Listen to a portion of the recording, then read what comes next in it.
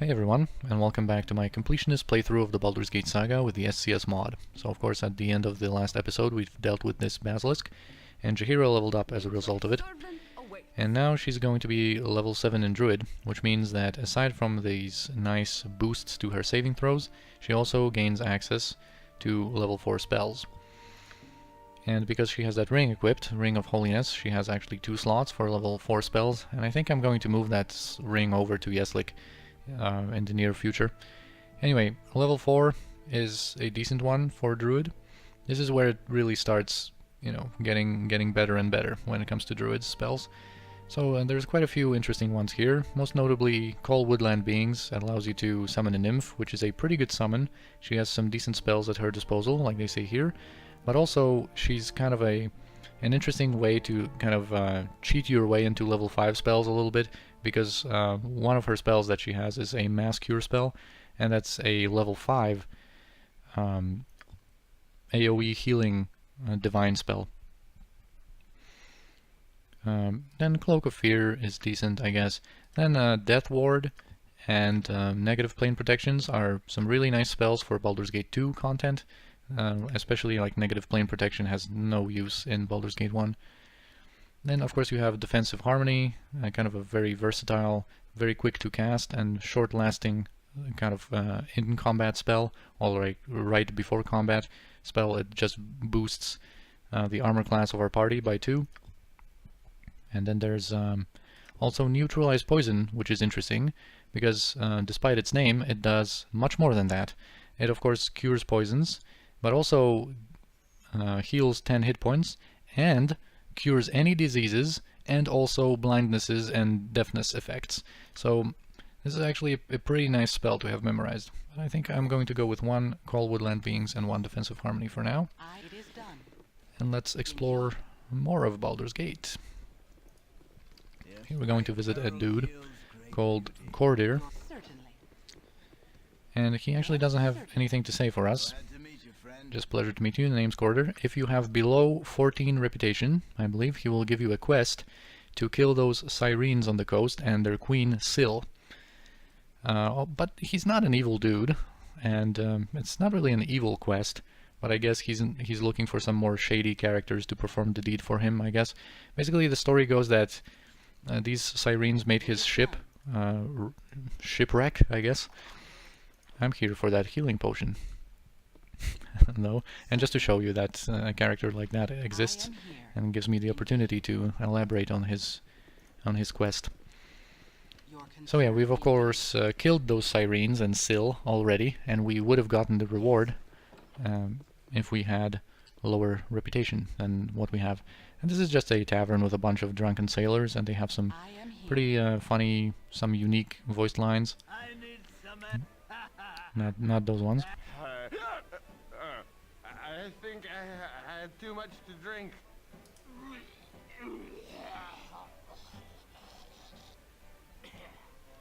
Nice one. When did I eat Scott? Why are the streets so wobbly? It is done. Anyway, they mostly like have some songs, I guess, and there's one attempt at a joke. Just who has the joke, guys? Oh, this one's actually like the most sober of them all.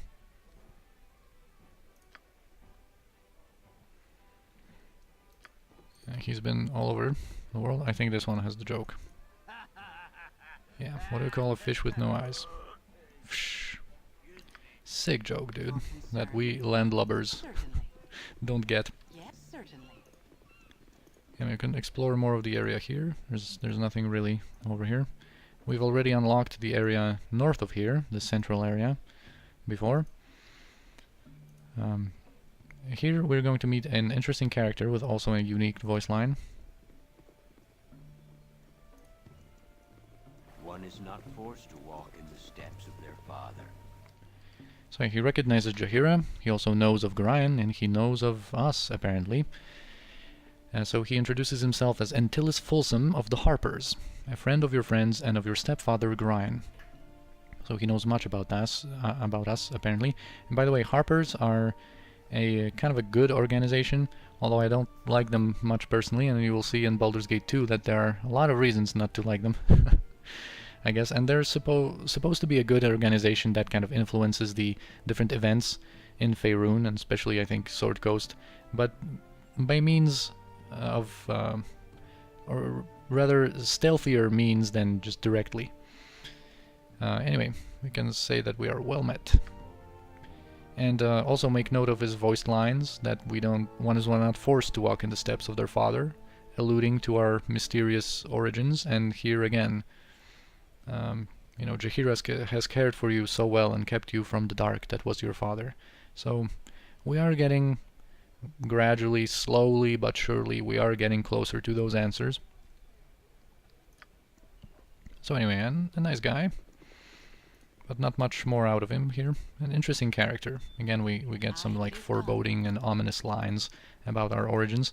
Here's Belgian. Nothing is going to come out of talking to him. He's from the NPC Project, and he is involved in T-Axe's personal quest. You have to have T-Axe in your party for this to go anywhere, and he is involved in that, and the group of mercenaries from the Blade and Star that we've met in the last episode. So yeah, he looks for a gnome with an attitude problem, and he means T-Axe, of course. But yeah, nothing comes out of it here. There's also going to be a dude here is going to approach us. Yeah, and we can ask him about the city or what he does. He's a dock hand. Mentions Waterdeep. It's apparently 10 times the size of Baldur's Gate. Now this building here is interesting. It's empty in my game, but normally you would meet a group of ogre magi here wanting to kill us. And the reason there's no one here is because SCS moved them to a different location where a confrontation with them is going to be inevitable. Because much like the bounty hunters from Molkar's group and the Amazon bounty hunters, SCS moves them, like, you know, those other two mentioned groups, you know, they were moved onto ambush sites, or like from chapter 3 they could ambush you. These ogre magi are going to be moved into a specific other location where you will, well, they will also ambush you, but basically, you know, you can't really avoid it. And it makes more sense having them there than in this like random building that you might not even find, which is the same kind of reasoning that they've had for Molkar's group and the Amazon's group. Here is a Temple of Umberlee that we will visit later, the Water Queen's house, and in this crate there are the gauntlets that Noralee wants. These gauntlets just provide you with a +1 THAC0. We're going to uncover that area. And you can see it on Jaheira, that she has 12 THAC0 and they just improve THAC0 by 1. And it's another of these quests where, you know, you can hold on to the item rather than giving it back. And here is the Iron Throne headquarters, their compound. And we're also going to visit that one later. So now let's just give back Noralee's her gauntlets, and we're going to get a sick reward for this one. Certainly. Good day, and hello to you. Yeah, she's going to give us potions. 2 potions of infravision. Wow, that was a sick trade, wasn't it? These gauntlets for 2 potions of absolutely useless infravision. But of course we also get 1,000 experience and +1 reputation. Because that was a truly heroic deed, I guess. Now let's move on to this southwestern district. And there's quite a few things, as always, to do here. You know, first let's heal up Senashira a little bit. She got, whoa, she got damaged by that basilisk. Anyway, here we have the Seven Sons Trading Costers building that Scar wanted us to investigate. Scar, you know, the guy that we met on the bridge to Baldur's Gate. So that's just what we're going to do. Let's head on inside. And this merchant is going to talk to us. And he's going to mention that there have been some strange things happening about the Seven Sons, but I'd rather not talk about it. Everybody I know has been acting really strange of late. I've seen some of the other merchants change faces when they thought I wasn't looking. Yes, you heard me right. They changed faces. Some sort of shapeshifters have infiltrated the Seven Sons. If I were you, I'd get out of here while there's still time. That's what I'm planning to do. And he bolts out of here. So, yeah, he basically says it how it is. Some kind of shapeshifters? That sounds pretty spooky, dude. And actually, you know, when it comes to this whole business, there are going to be some places when, especially on your first playthrough, this actually can be pretty spooky, pretty mysterious. But anyway, let's talk to this merchant guy. Leave us alone, will ya? Nothing for you here. Yeah, he says something weird here. Yes, I've got your face now, but not your name. You can tell that we're Fulio Dysplasius. But anyway, this is way too suspicious to give him our name. So let's just Concern? head on deeper inside, further inside. That was pretty funny how he was moved. This is basically to avoid like traffic jams and stuff like that. In classic Baldur's Gate 1, if you had an NPC standing, he would be like as tough as stone. You wouldn't be able to pass through these NPCs. It was only the Baldur's Gate 2 engine that changed those traffic jam situations. Anyway, so here's a doppelganger, a hostile doppelganger.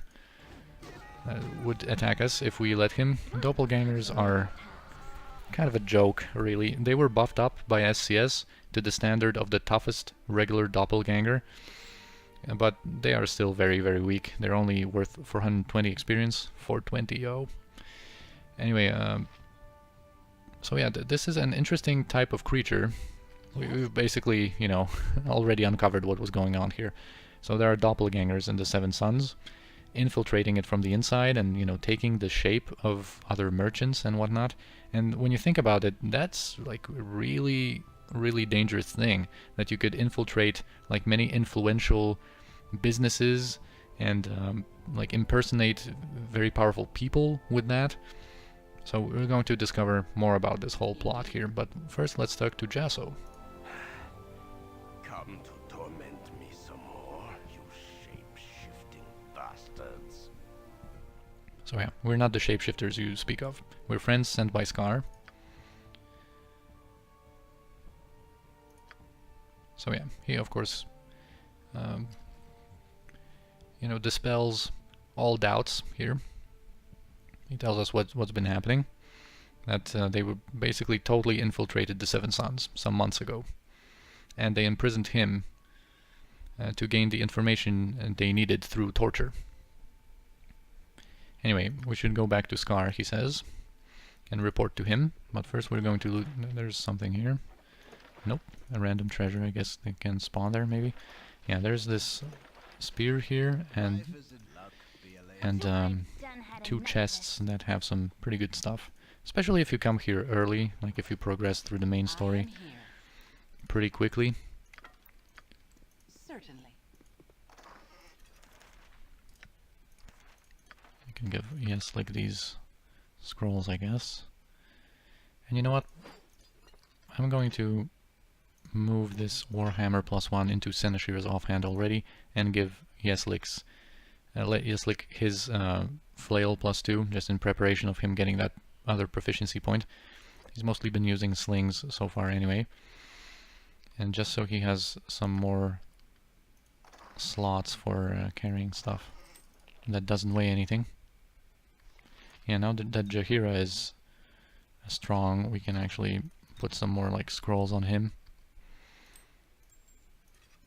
And this wand of magic missiles is not going to be hugely useful at this point in the game. Your concern? Anyway, so these guys turned into doppelgangers. They know they've been found out. Indeed. And there's like 2 more of them upstairs. Like at this point of the game, in the game, you know, when we're high level, we have some good gear. They are just pretty much a joke. Yes, it is done. I wish they were more powerful. I am here. There are some greater doppelgangers. which especially in some later places in the game they have access. SCS buffs them, and they have access to some pretty good spells and just pretty good stats on some of them.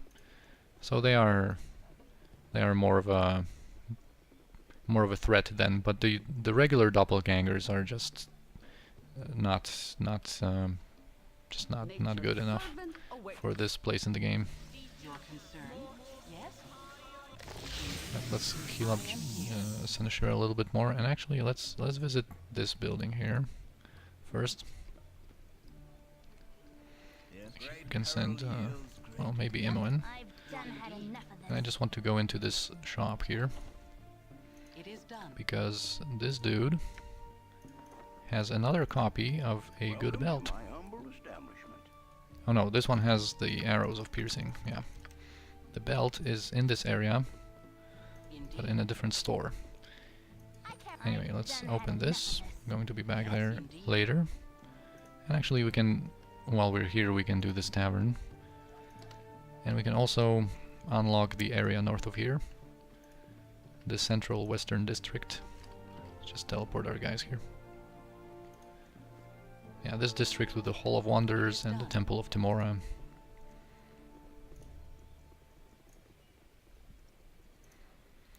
Alright, so in this tavern, the Ye Old Inn, there's going to be an encounter that we're not going to need missile weapons for, Indeed.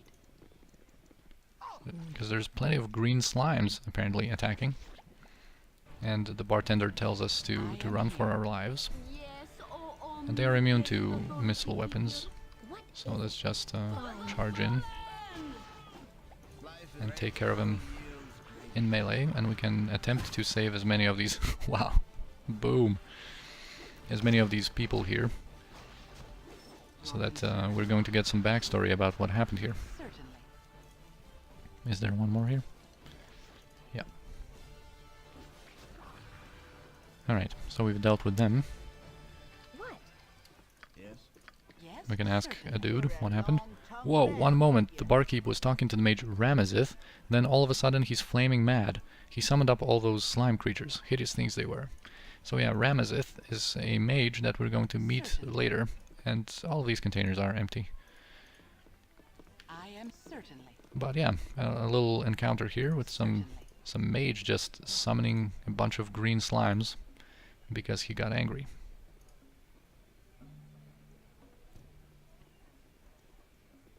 Oh, by the way, holy, I almost forgot about this one. This is a really easy to miss good potion shop. We have the correct cloak equipped. Welcome to my humble establishment. This one is really easy to miss, but as you can see, he has a really nice selection of some good stuff. So I think I'm going to buy, of course, these two. A potion of invisibility is always useful. Potions of fire resistance. Let's even get all three of them. Yeah, oil of speed, some elixirs of health. Oh, actually, am I going to? No. I need to open my potion case and buy them directly. Yeah, potions of defense are really nice for Sinashira. Maybe this potion of magic shielding we can also get. We have so much money now that, you know, it's pretty cool. Really, the space in our potion bag is what really limits us.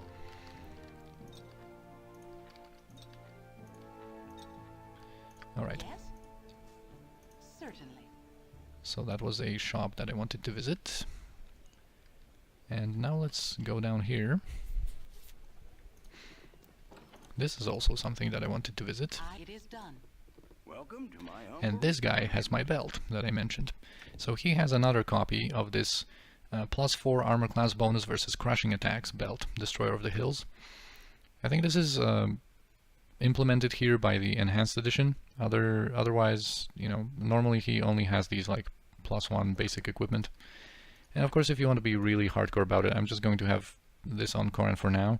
But you know, we might change these belts depending on the encounters, on, you know, basically change our frontliners to equip the appropriate belt depending on what the situation calls for.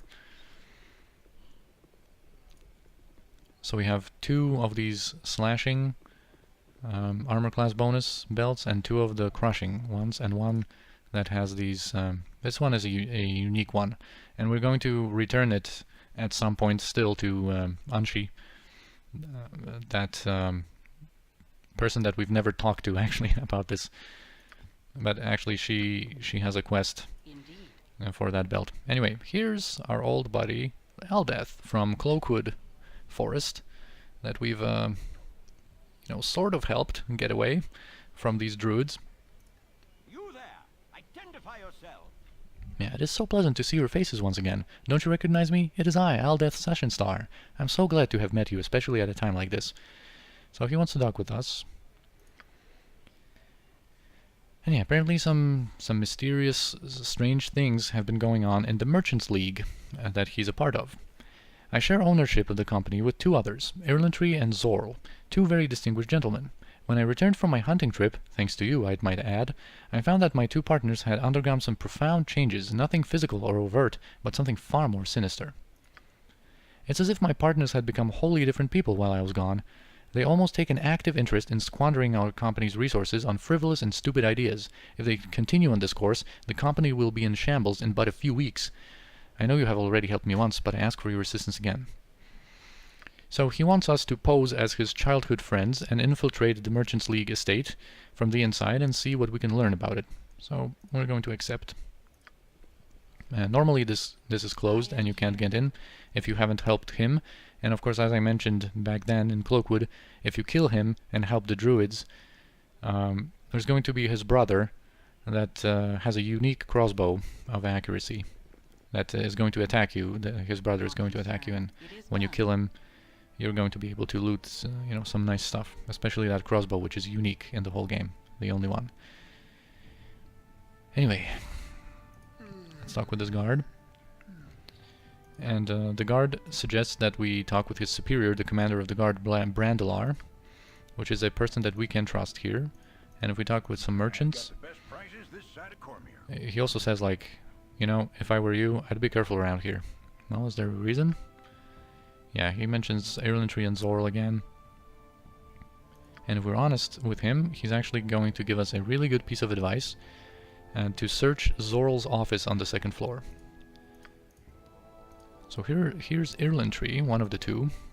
So, these are the guests you've been talking about all day.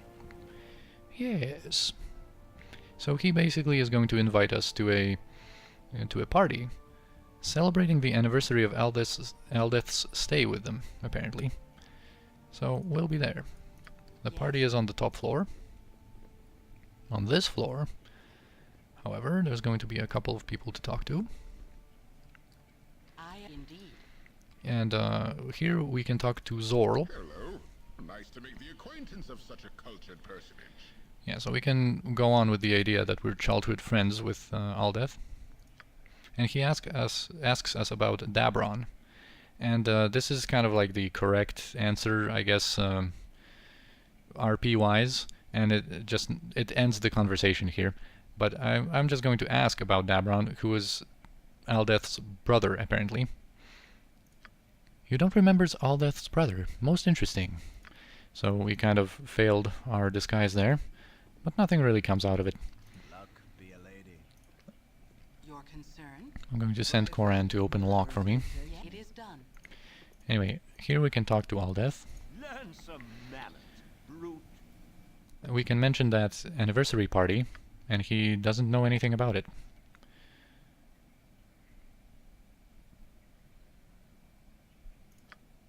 Yeah, he also mentions Brandlar, which is this person here. And basically, you can work with either Aldeath or Brandlar, and it basically gives you a little bit of a different outcome. I'm going to go with Aldeath here, and because that sends us over to the party upstairs. Anyway, this is Zorl's office, and there are 3 letters there that we're going to have a look at in a second, but basically you can present these letters either to Brandlar or Aldeath. And if we present them to Brandlar, he's going to kind of like sound the alarm, and we're going to be able to like, the doppelgangers are going to reveal themselves and be hostile to us immediately. and we can clear like every floor of them with like smaller amounts of them. But if we go with Aldeath, we are going to actually go upstairs to that party, and we're going to have all of those doppelgangers at once present there. A little addendum to the episode, because I actually forgot to show you the letters in the actual playthrough. So just making a little bonus here. These letters basically explain the infiltration of the Merchants League and some kind of superior, your friend, asking about, you know, how the assassination of Aldeath is going. So it's pretty funny to see these doppelgangers who are supposed to be the masters of deception and stuff just, you know, saving these letters, implicating them, and just, you know, asking, have you killed Aldeath yet? Is he dead yet? Anyway, back to the episode.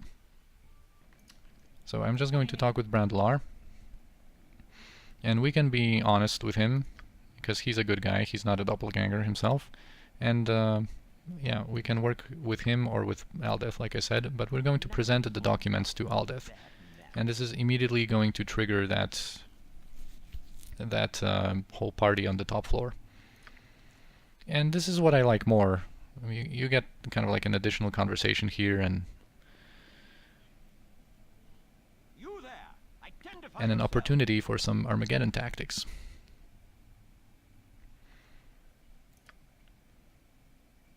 And everyone's like, are you sure, Aldeath? I was more certain that this was the day.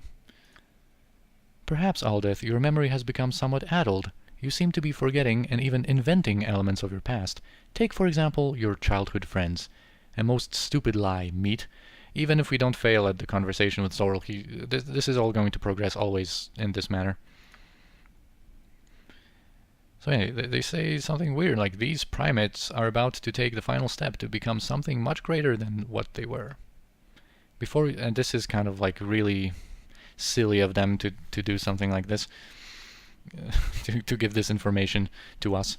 Before you die, primates, I have been instructed to give you a message from our employer, Realtar. He wishes you to know how much fun it's been matching wits with you. Yeah, so Brandlar, arrest these fools. And Brandlar is not going to have the chance to do so. This is pretty cool, like they all change into doppelgangers. And you know where this is going. I am going to use a little bit of Armageddon Tactics, just one explosion, I think. Because I really don't want to damage accidentally Brandlar or Aldeath. And they are so easy to deal with that it doesn't really matter if we use any tools or not to deal with them. Yeah, so we damaged some of them. There are some more in the back. What you want?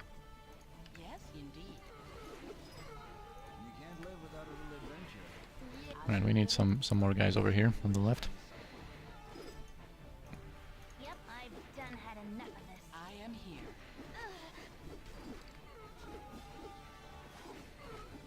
And just kind of left click and watch, I guess. At this point in the game, you know, we are It is done. pretty powerful, and these doppelgangers just don't have a chance.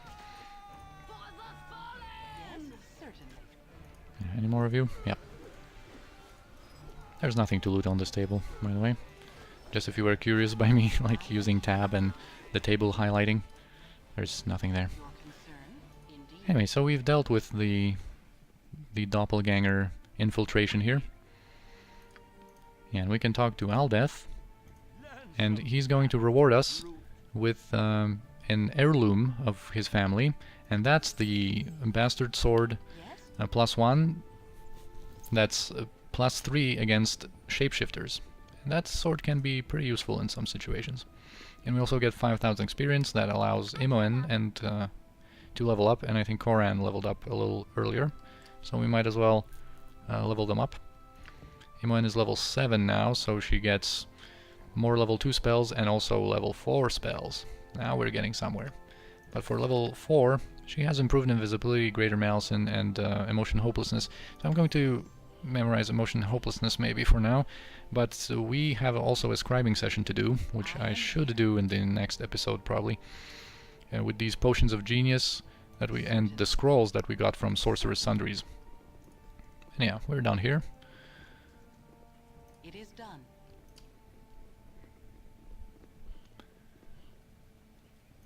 And I think this is going to be a nice conclusion for the episode here. Your There's certainty. pretty much nothing in this house. This is a store that doesn't really have anything. Welcome to my humble establishment. Aside from like a large shield +1, we're not going to waste our money on that. We're going to get some really good shields soon. It is done, yes? And there's a notable encounter here. Anyway, we're going to explore all of that and more in the next episode. So, thank you for watching, and I'll see you then.